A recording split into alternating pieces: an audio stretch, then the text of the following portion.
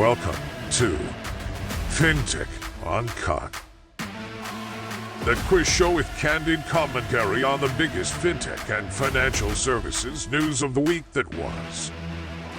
Disclaimer: this show is created purely for entertainment purposes and contains segments of sarcasm, satire, parody, and humor. Even if you don't think any of it is funny, the creators do not accept any responsibility or liability for the accuracy of any content shared and reminded you to always fact-check everything yourself.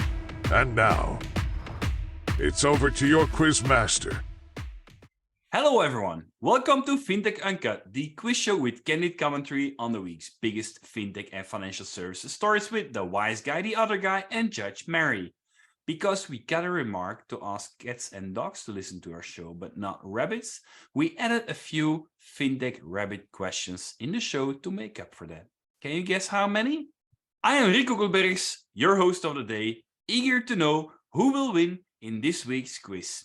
Chris, wise guy Skinner, or Andrew, other guy Forster? Let's start with a very first question. Who went down the rabbit hole today or this week, claiming they start seeing the light at the end of it? Ooh, nice buzzer. I thought I'd give a new buzzer because my other one sounded too much like Andrew's. Was it a rabbit?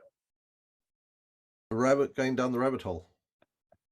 Well, that's what would make sense. So it could be was it a dog or a cat?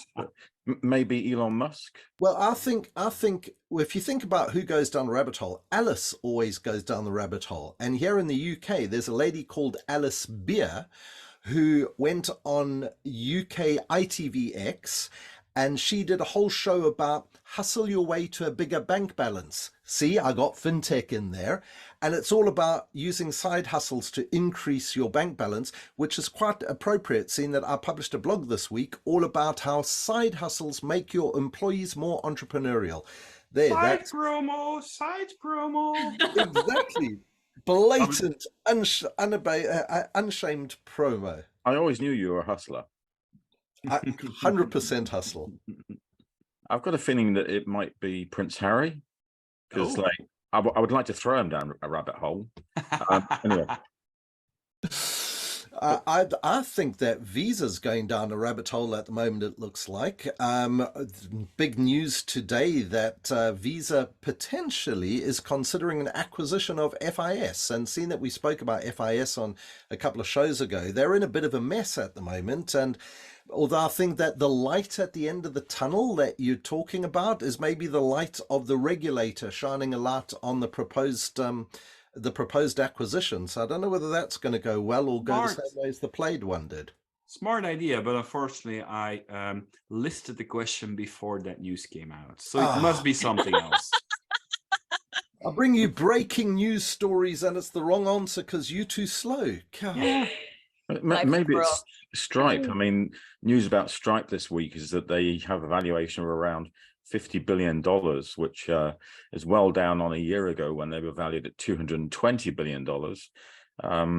They're processing $780 billion of payments, which is actually slightly less than Adyen. But with that valuation, it seems a little bit strange to lose 75% of your value in 1 year. That's definitely going down a rabbit hole. Absolutely. Yeah, that's going down a plug on a sink at the moment. Yeah. So my dog just fell over with those comments. But, we're definitely going on the right track. Different company. About things going down. Yeah, things going down. and going up again soon. Well, you'd hope so. It's got something to do with massive losses, like $1 billion loss that Klarna's just posted. Yeah. Oh, a fintech loss unicorn. Yeah, there's a surprise. Bonus point, Chris. I mean, it's. Does this mean that that the fintech world is falling out of favor with BNPL at last, or Well, actually, Mary's colleague Ron Shevlin wrote a really interesting column about the fact that Klarna's not actually buy now, pay later. It's much more a enabling commerce platform, and even with those losses, a lot of that's down to the fact that they are having massive expansion in the US markets. I mean, if you look at the numbers, they saw a 71% year-on-year increase in their gross merchandise value in America in 2022 and have 8 million monthly American active users of their app.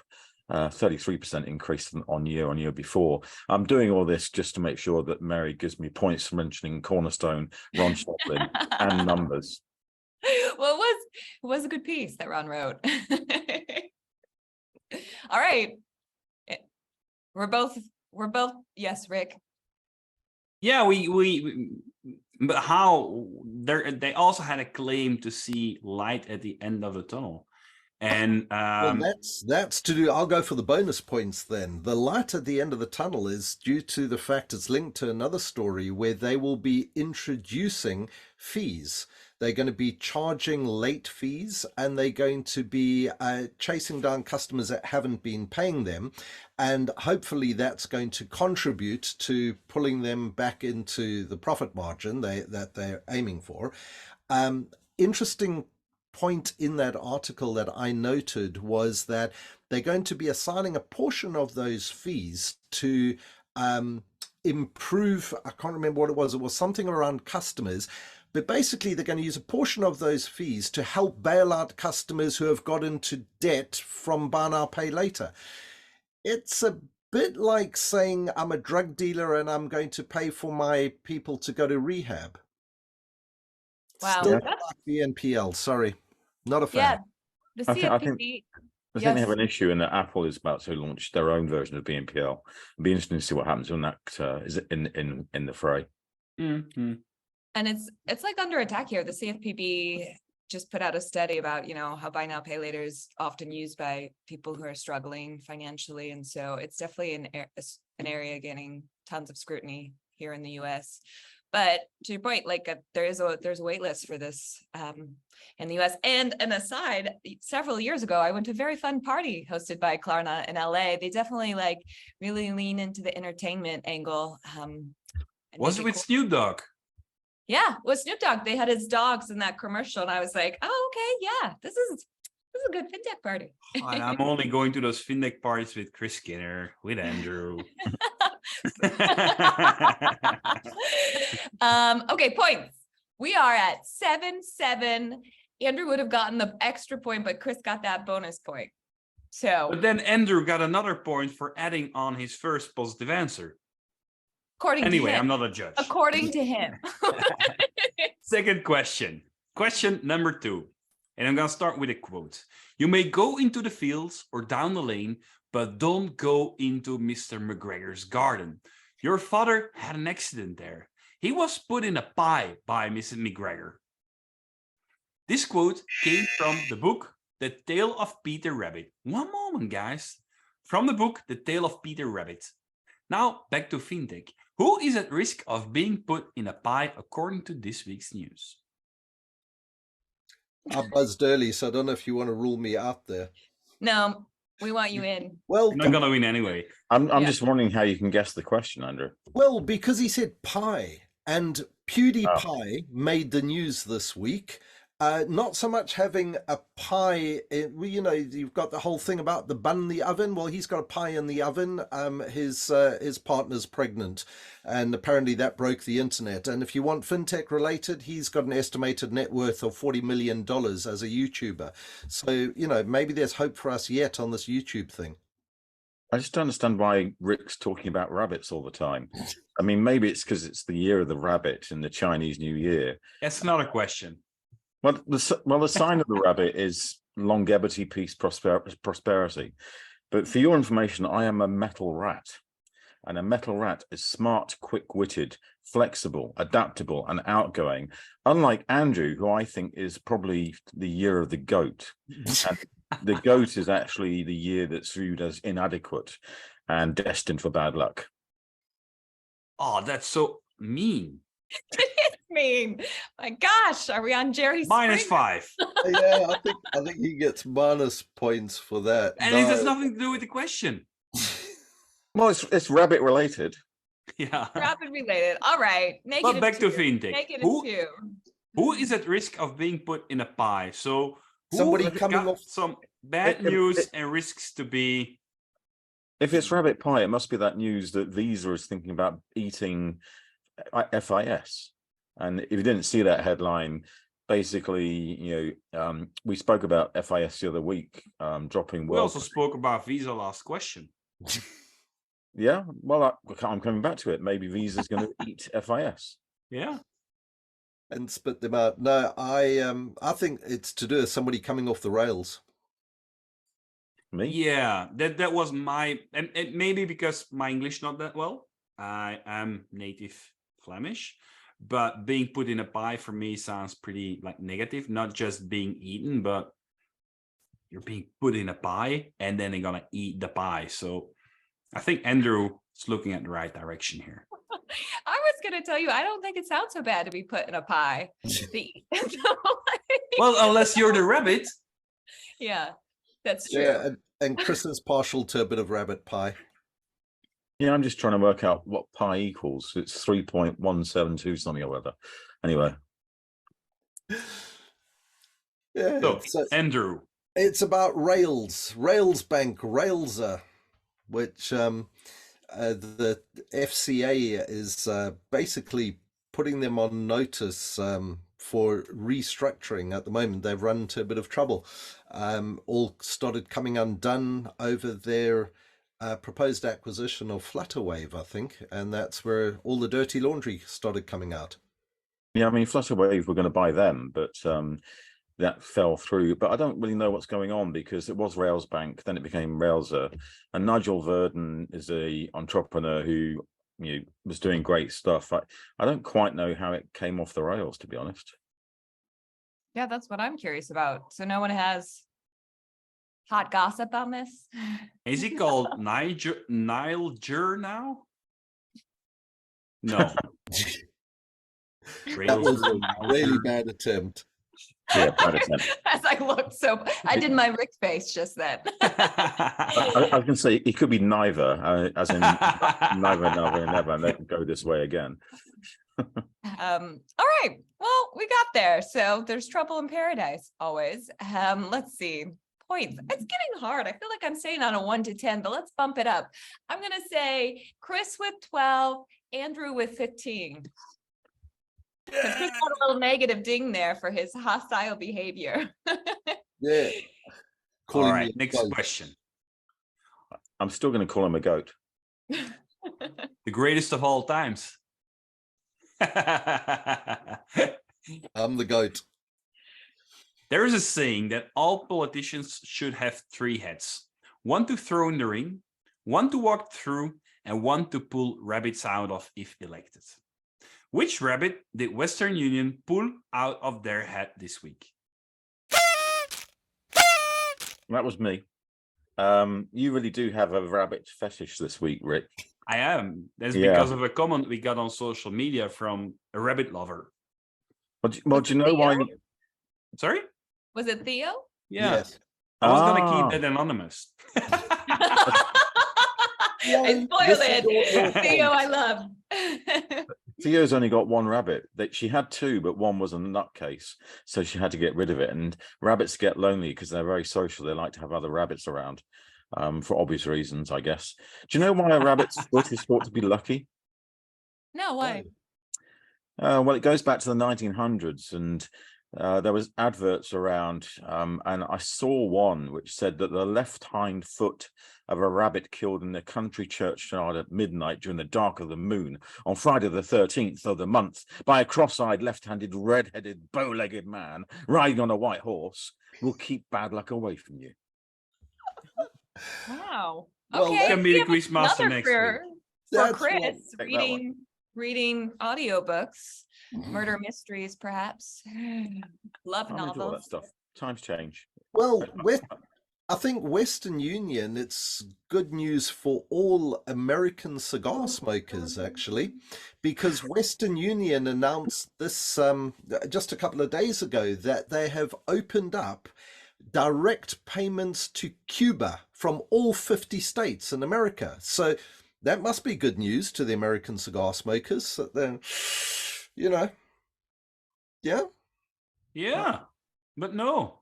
Oh, Well, well, that was Western Union. questions about Western Union. So maybe it's that their share price has gone down 46% or more in the last 3 years. So maybe the good news is that it's gone up a bit. I think that the problem is in today's world of ESG and political correctness, their name is not very inclusive, Western Union, so they're going to be rebranding and calling themselves Meta Union, since Mark Zuckerberg seems to be abandoning all his plans for the metaverse. Mary, shall I give them a tip? I think they need a tip. Yep. It has to do with another story we just discussed, buy now, pay later. Oh, it's the thing around send now, pay later. That they've launched this thing with Before Pay, I think it's called. That's a partnership where you can send money and up to over $1,000 a transaction. That is correct. So now people without money can be sent money by people who don't have money. Sounds like a Bulletproof business model. I mean, does anybody actually think this is a good idea? Someone must. A less frictionless way of getting into more debt. I mean, yeah, I'll send you $100, but I'll pay for it in 3 equal installments, or maybe not. But you can take it now. There might be a little bit of abuse of that system, I think, maybe. It sounds a bit like COVID bounce back loans and things, which, huge amount of fraud took place with people pretending to be real, opening accounts that weren't. I noticed on that article to do with the send now, pay later, that as many as 44% of Australia's consumers would like to have the choice to send now, pay later. Does that say more about Australia's consumers than it does about the service? I mean, that's if 44% of them are needing to send money that they don't have, then this is solving the wrong problem. There's a bigger problem. Bear in mind the origins of Australia, which was when Oscar Wilde arrived, and they asked him, "Do you have any criminal record?" And he said, "Do I have to have one?"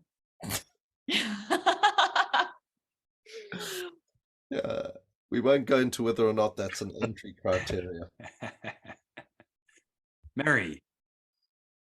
Mary's losing track of who's actually giving the answers. No, I'm gonna say Chris with 9, Andrew with 7. Cool. All right. Now I'm gonna I've definitely got this one. Definitely got this one. I'm not gonna look at you guys while giving you the question. Jefferson Airplane sang, "And if you go chasing rabbits and you know you're going to fall, the Mahuka smoking caterpillar has given you a call. Call Alice when she was just small." Who may have gotten a call from the hookah smoking caterpillar this week?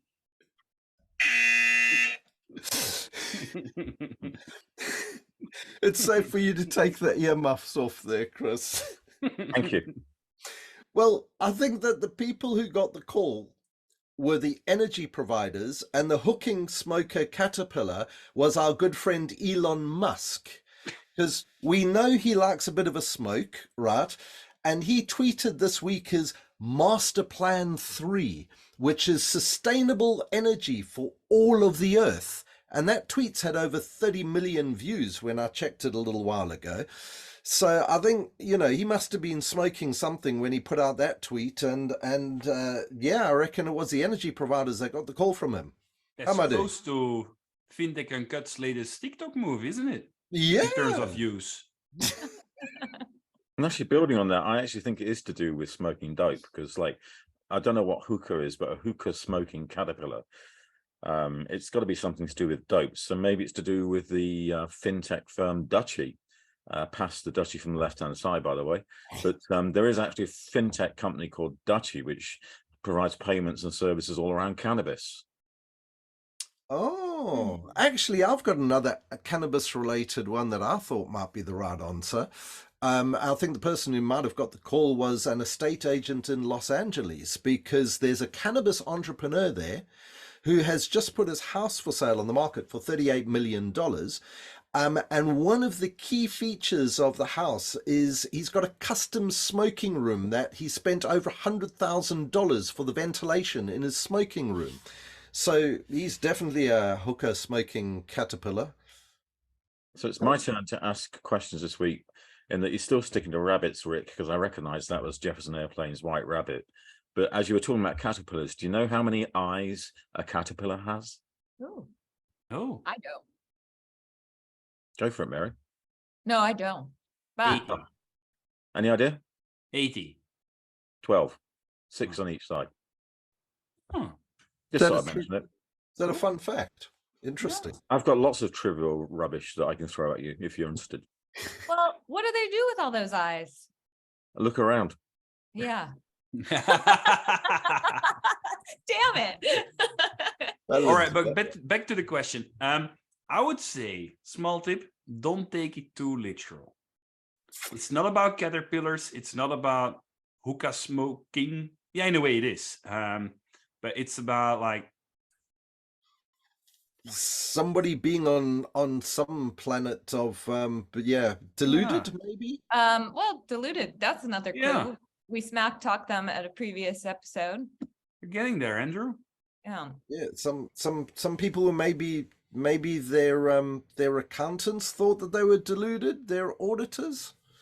Is that maybe Revolut, who are trying to hopefully get their banking license, and they've finally released their 2021 results, but their auditor can't independently verify their £750,000. Sorry, three quarters of the £636 million of their revenue. Yeah. They went chasing rabbits, they went chasing profits, and they knew they were going to fall. So now they're giving the story more than it actually is, according to the accountants and the auditors. That's the link with my song, but you couldn't hear it, Chris, because you had your headphones. No. But having said that, my it was so obvious.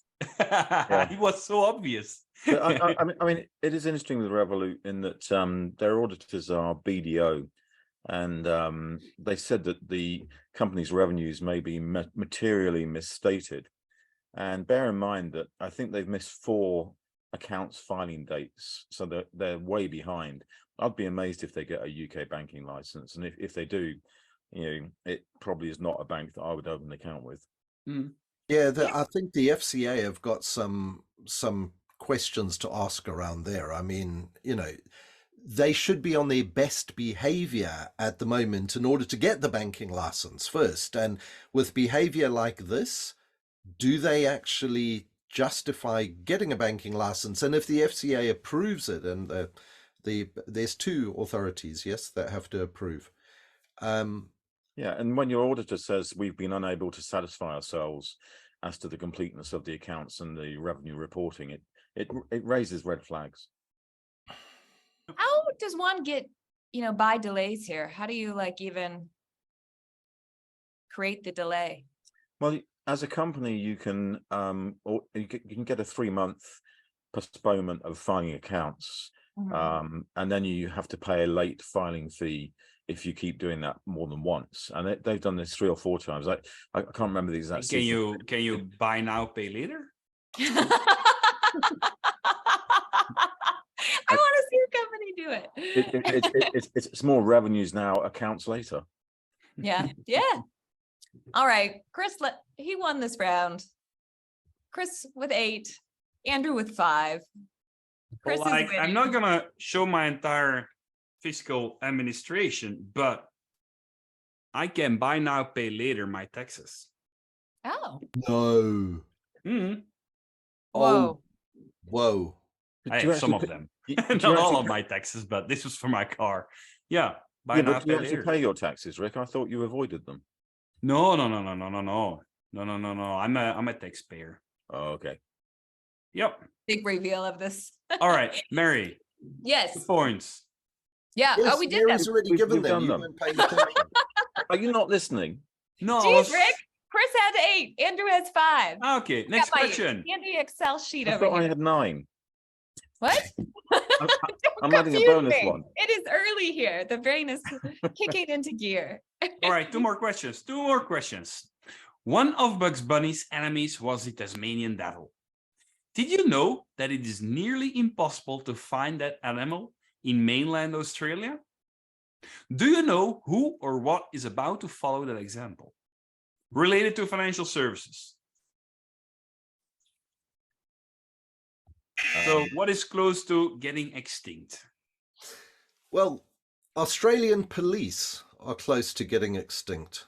More than 800 UK policemen have actually responded to apply for jobs over there in the hope of getting better pay, better weather, and more respect, apparently. That made big news stories over here, and more are following suit. So Australian policemen are nearly extinct, and the financial link there is they're after better pay. Did you apply? I'm not a policeman. No, but okay, Wait, it's a shame. We don't have a representative over there yet. Yes, to be a policeman in Australia, you've got to be taller than 5'5", and so unfortunately, Andrew doesn't qualify. Yeah. But I thought we were talking rabbits, but we moved on to Tasmanian devils. Bugs And Bunny, Bugs Bunny, and Tasmanian devils. Now, one of Bugs Bunny's I've got to enemies tell you, was, and then a true story, which is I toured Australia for business many years ago, and I went to Tasmania, and they had a Tasmanian devil farm, and I at that time thought that Tasmanian devils were a fiction of Bugs Bunny. So I went to the farm and I held a Tasmanian devil in my arms. Admittedly, really a baby one. dangerous. It's a baby one, but Ah. the keeper of the farm held the mother in his arms, and I said, "Do they ever bite you?" And he said, "Oh, maybe once a year." And just as he said that, she went and gouged out a huge chunk of his arm, and he was rushed to the hospital. So I Oh hope my he's still alive. They're dangerous. They're dangerous creatures, and they do. Yeah, and they Oh. smell. And one of the biggest problems is a cancer that is affecting the entire population. Oh, that's a bit sad. But aside thought from they were that, very we'll have a sweet. separate show on Tasmanian devils. I mean, This is I'm like, Fintech my News. looks are of horror. Bringing it back to finance and technology, maybe it's related to Jamie Dimon, who some people call Jamie Demon. So devils and demons. Does he really have that nickname? I didn't know. Well, JP Morgan came out as the first bank this week to say that the UK is not going to have a recession this year and the economy is doing okay. So maybe it's something related to the fact that they're predicting after Liz Truss disappeared, thank goodness, and energy prices are easing, that the UK economy is coming out of the devilish hole it got itself into. Nah, I wish. Not quite, but it's not even getting close. it's one of those classic debates we all hear. Well, so the thing that's going extinct maybe is cash, because there was a big news story about how Australian Central Bank is now collaborating with a couple of partners on CBDC trials as a digital Aussie dollar. That broke news this week. Visa is one of the partners as well. I think Visa and MasterCard that they've pulled into this collaboration. You are getting closer. You are getting closer, but it's not the article I was referring to. But it's a valid article. Yeah. Still, Well, 2 still points. correct. Give him a few points. And What? I think the reason why that's valid is because people can't get to bank branches anymore, so therefore digital money would serve them better than cash money, because when you're out in the outback, the closest bank branch can be quite a while away. 1,000 kilometers or more possibly. What is that in miles? That's like sort of 720 miles. Okay. Yeah, A lot. it's It's a long way. I mean, I always remember that I was doing quite a bit of work around video banking years ago, and the first case study that I encountered where video banking was actually being used effectively was in Australia, because the branches were so far away from the customers who are farmers in rural Australia. So it sounds like that's a good story. I don't know if it's the one, Rik, but certainly, when you have a huge distance from a bank, you need to have a digital access. The problem is, do you actually have broadband and digital access, I guess? Yeah. Yeah, because what do you do? But then a lot of them, and including the Australian CBDC one, is talking about, as most CBDC trials are now, about offline CBDC payments as well, which was people quickly, thankfully, realized that you can't have a CBDC that only operates in a connected environment. A core requirement of a CBDC is that if it's going to replace cash, I mean, forget the fact that you need to be some form of digital device to be able to use a CBDC, even an offline one. If we just park that, because access to technology is going to be the biggest barrier for CBDCs. If you've got access to technology but not connectivity, you need it to be able to operate in an offline environment. And if you look at the outback of Australia, where people can operate a petrol station or a convenience store out that's 1,000 miles away from your closest bank, handling cash becomes a major problem. It's going to cost you a fortune just driving to the closest bank. And what do you do with all the cash in the meanwhile when you need to order from your suppliers and that kind of a thing? It's going to be interesting to see what happens there, and how fast the disappearance of branches will potentially accelerate the digital economy over there, or digital payments. Use case for having Bitcoin.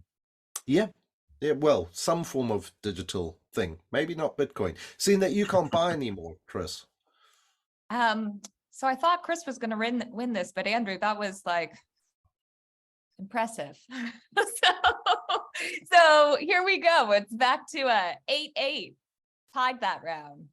Chris is still leading. And let's remind the viewers, Andrew won last week. One more question. As Chris explained, this is the year of the rabbit. Year of the rabbit is going to be a favorable time for most zodiac signs. We can express success in love and career advancement with no significant health concerns. Additionally, financial success will be easier to achieve this year. The year of the rabbit brings peace, harmony, tranquility to the new year. Totally unrelated, my question for you is, what may we expect in 2030, the year of the dog, according to a big research company? I'm gonna give you a tip. It's actually not brand new news, but a big influencer in the industry raised that insight again this week. Rik, you've done rabbits, Tasmanian devils, and now you're on to dogs. What have you been smoking this week? I mean, have you opened an account with Dutchy, the cannabis bank? I'm just checking, because you had whiskey last week. I think you're on something else this week. And the year of the dog. I'm going to go back to rabbits. What do you call a baby rabbit? What's a baby rabbit's actual name? Do you know? We call the baby rabbit. Nope. It's a kitten. A kitten? A kitten? Yeah. A baby rabbit is a kitten. Really? No relation to cats. It's a baby rabbit is a kitten. You can check that one out with Theo. Yeah, I will. Know that. See, look at also totally unrelated to the question.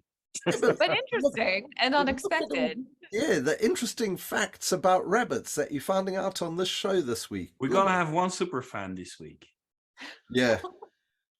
Theo, you better evangelize this episode like it's going out of fashion there. And we have so many points we can check whether she watched our show this week. I mean, Year of the Dog, are we going to see, Mary was just talking about Snoop Dogg and being at that, so are we going to see, more Snoop Dogg conferences or something? Maybe that by 2030, Klarna will be the biggest bank in the world. No, it's not that. Chris, do you know what that influencer shared again? Sorry? Do you know what that influencer might have shared again in terms of... But wait, you've got it wrong. It's not an influencer. It's a finfluencer. Ah, you know who I'm talking about. A finfluencer. Do you have the answer to the question? A financial service. Well, we might have a finfluencer in the room that can scoop it for the win. Ah, well, in which case, I reckon that Rik's picked up on the fact that I shared some slides this week from the Mobile World Congress in Barcelona, where one particular bank presentation had this line from a Gartner group that 80% of financial institutions would be irrelevant by 2030, which I think is complete baloney. I was going to use a stronger word, because it's just not going to happen, guys. And I blogged about it a couple of times this week that if people think banks will disappear, then they're completely deluded and smoking dope. Maybe that's getting very close to what you've been doing, Rik. Maybe not. and writing. Maybe not. What a waste of smoking dope.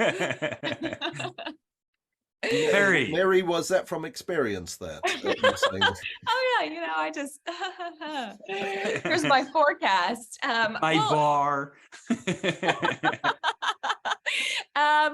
First off, who comes up with this? Like, what kind of math do they do? How does this even look at the back end? Like, I'm like, what's going on? Yeah, so Gartner, 80% of financial institutions may no longer exist. That's just like, who's doing that? What their marketing well, isn't department... Cornerstone Advisors doing things like that? Not that. Oh. not that. Their marketing department writing sensational headlines to grab people's attention. That's what that is. They want to manufacture their own hype cycle, so they put out that. What a nonsense attention-grabbing headline. Thing is, headlines with... The more you can put headlines up saying banks will all die, the reason it's done is consultants and technology salespeople can then say, you're going to die unless you do this, buy our product. And so 100%. It's just purely disturbed selling. They didn't say banks will die. They say they may die. And with may, you can prove anything. Okay, but like if you're a banker, wouldn't you be like whatever? But Mary, in all honesty, that's why I set up the banking scene as a response to all those fintechs who said banks will die soon. I want to create at least one day a year back then to make banks proud being a banker again. Make the conversation around banking. And luckily, we're now 2023. That's more true than ever. So no, 80% of financial institutions, I don't believe it either. And we should stop using may in headlines. And also, I've heard that headline for more years than Andrew's been alive, probably, which shows it's a really long time. Yeah. It also shows that you're very old. What a perfect way to end it. I actually heard it by listening to an old gramophone record, to be honest. So that's the reason why I was saying. Yeah. When the horse and carriage was here before the car. Yeah.